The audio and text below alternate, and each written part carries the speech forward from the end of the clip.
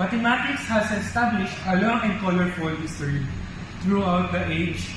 Advancement in mathematics is likewise advancement in scientific knowledge and understanding of a particular era. The discipline has evolved from plain counting of objects towards simple arithmetic and measurements, from structural study of shapes in the application of logic, and to wide, complex, most often abstract discipline that many are familiar with today. And we are going to tackle the Egyptian and Greek era. Let's go.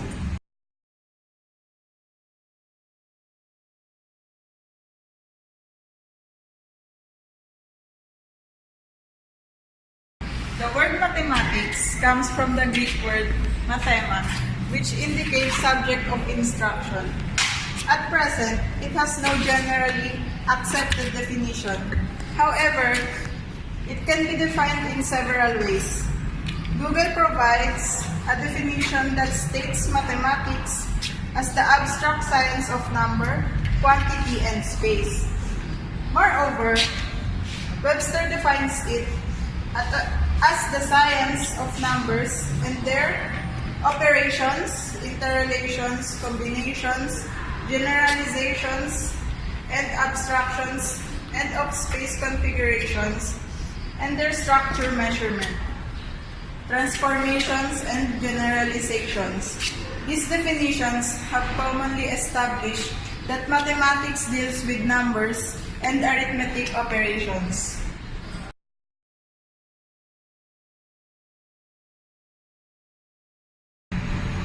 As one of the oldest civilizations in the world, Egyptians boasted their rich culture and advances in thinking and governance that time. The papyrus was first introduced and used by the Egyptians during the olden times. The Moscow papyrus, dating back to around 2000 to 1800 BCE, is the oldest mathematical text discovered. Moreover, they also had a system of writing that helped them advance their knowledge and understanding of the world, as well as of math.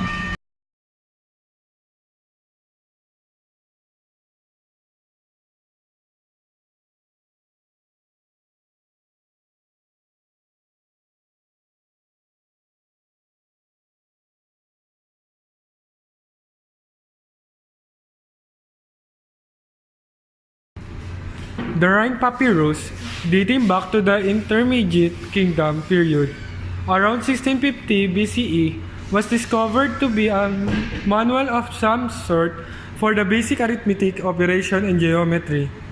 It also contains other forms of mathematical knowledge that is ahead of its time, like the concepts of fractions, the ideas of prime and composite numbers, arithmetic, geometric, and harmonic means and guides for solving series and linear equation.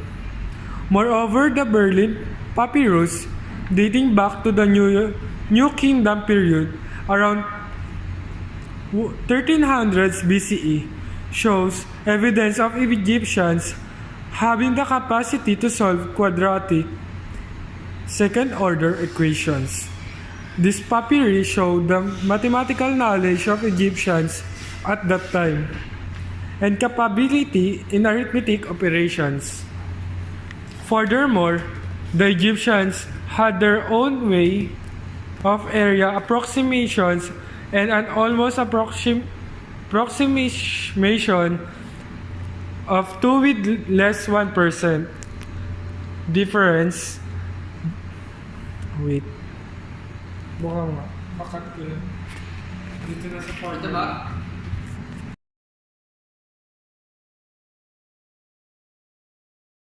Asia Minor, including the Mesopotamian regions, the Greek discovered that there has been advances to culture and knowledge in the conquered regions and helped to adapt to this knowledge.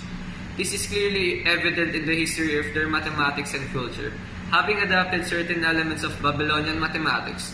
Soon enough, they had breakthroughs and began to establish works marking identity of Greek mathematics that push mathematical thought forward. Pythagoras, as a mathematical figure, has a very famous reputation, albeit controversial for some. Pythagorean thought consists of purely mathematical conjectures, despite its mystical side. He had several discoveries with polygons and the measurements of angle. He also formulated the famous Pythagorean theorem, which has been adopted at present. This led to advances in the early study of geometry in Greek civilization.